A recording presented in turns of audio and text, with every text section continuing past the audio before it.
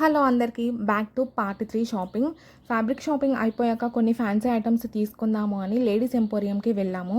Daily యూస్కి అని కొన్ని కావాల్సినవి తీసుకున్నాము. ఫుల్ రష్ ఉంది అసలు. మ్యారేజ్ సీజన్ అని ఉన్న రేట్స్కి కంటే కూడా ఎక్కువ రేట్స్ చెప్తున్నారని కొన్నే తీసుకున్నాము. డబుల్ రేట్స్ చెప్తున్నారు. నాకెందుకో టూ మచ్ అనిపించింది. మళ్ళీ తర్వాత ఎప్పుడైనా తీసుకోవచ్చు అని కొన్నే తీసుకున్నాము. నా ఫ్రెండ్ కూడా కొన్ని కావాల్సినవి తీసుకుంది.